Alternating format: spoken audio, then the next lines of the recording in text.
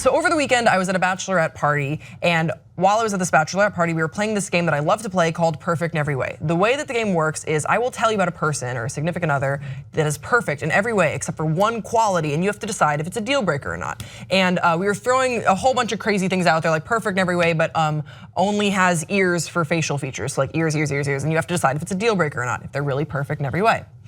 The one that got me thinking that I want to talk about with Amir is the following one that I asked, which was perfect in every way, except you can only finish in bed with them 1 out of every 10 times you have sex. Now, I was with a group of all straight girls, about 10 of them, and only 1 out of the 10 of the girls that I was with said that that was a deal breaker, and everyone else was like, oh, that's fine. Honestly, that's not very different than my usual sex life. Just we don't really finish that. I don't really finish with my partner that often. Maybe I do things to myself, but it's really different. So I came back. I had to talk about this with straight guys, and fortunately I know one. He's literally sitting next to me right now, and I told Amir about this perfect in every way scenario and what his response to it was, and it got us talking about sort of I guess sexual imbalances in the bedroom and how it's sort of become a little bit of a social construct or something that we accept that guys will 9 out of 10 times finish. Sex means you come. Yeah, you start and you come. If a guy has sex, he's finishing, and if a girl has sex, it's like she finishes sometimes. And what does that indicate for, I guess, healthy sexual behavior if there isn't really this sort of pressure or there isn't really much thought given to the female orgasm, and we're just going to talk about sex. And I literally sang about it earlier. I don't know if Bart can throw that in at some point in time, but we were singing about how Amir and I are going to have a sex talk. Yeah. So Amir, thoughts, questions, comments, concerns? So I guess from what we talked about, I think it would be interesting and a challenge to men to try to have sex without having an orgasm. At least 9 out of 10 times. Wait, at least 9 out of 10 times? Don't orgasm 9 out of 10 times you have sex. I would love to freeze and just have like you isolate that clip. Yeah. Being like, Amir's rude. No, I mean maybe that's like too much, but well, I think it is a social construct, the way at least men the dynamic that men go about having sex. And like we've gotten like more progressive and like trying to give more than we take, blah, blah, blah, all that. But I don't think it could hurt if like you switch up the dynamic a little bit and make it so like maybe she can orgasm, but like try avoiding orgasm. Sure. When you have sex, and then just don't even orgasm. I think do the whole act, do the whole sex act, but don't come. What would happen? You'd get blue balls, but like that's not like a life-threatening condition or something. I have no idea what that even is. It's like when you get to the point, but you don't orgasm, so you have like a buildup of seminal fluid, and so it pushes against like the rest of your junk, but then it goes away. The urethra? No, not. I don't know. That's their extent of knowledge. The urethra and the testicles. What I think is interesting about just talking about sexual behaviors in, I guess it was sort of, I was only talking to straight girls with this conversation, is there's sort of this weird taboo about opening up a line of communication with your significant other about, hey, what you're doing right now, I'm very happy it works for you, but it doesn't really do anything for me. And instead of just sort of privately orgasming on your own, because look, I don't know if this is an uncomfortable conversation for some people, but like sexual activity is a healthy part of human behavior, so just putting that out there. I thought it was a sin. It's not, it is not.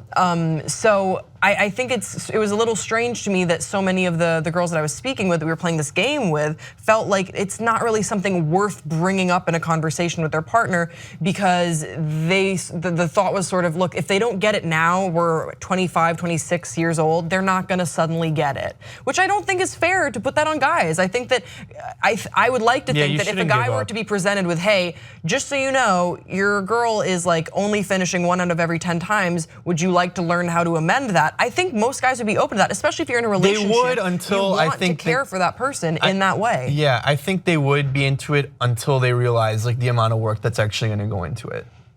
You think so? Yeah, I think people in relationships, it like gets to a point where it's like, for guys at least, it's just like you want that release. It's like a physical release thing. Yeah.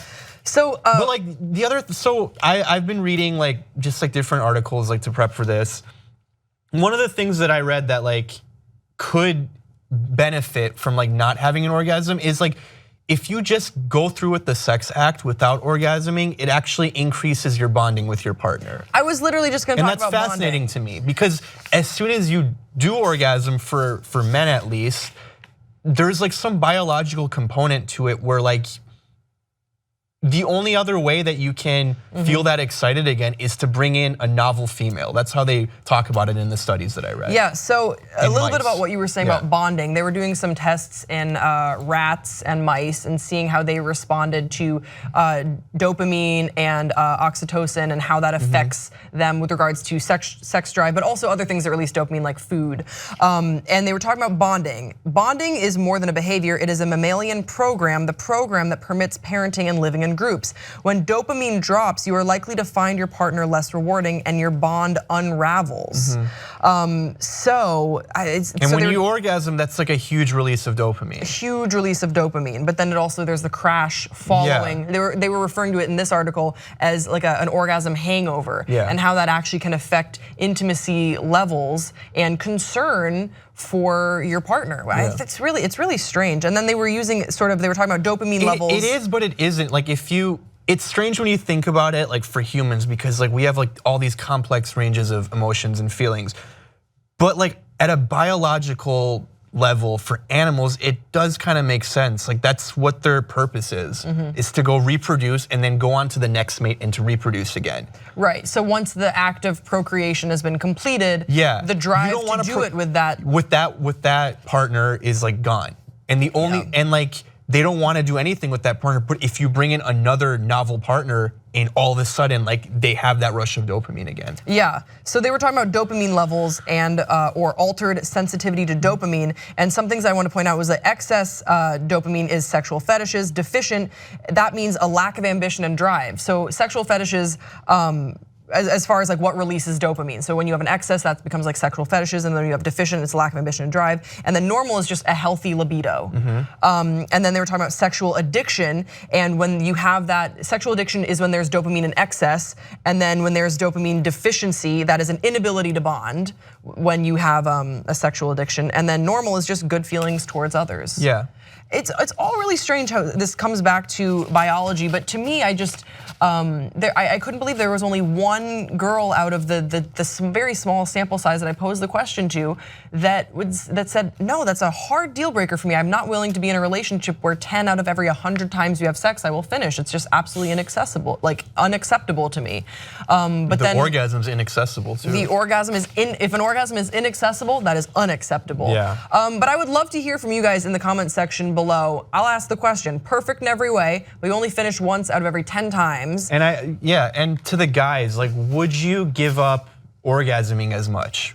Yeah. Like you're still having sex, but then you don't come, even if she does come. Yeah, let's talk it out in the comment section below. Don't forget to subscribe to this channel for more sex talks with Grace and Amir. You're probably wondering how you got here. Sorry, I literally Are you teasing? Write a song about it. All right, never. Roll it. Good. Grace and Amir, don't change the video out of fear. It's a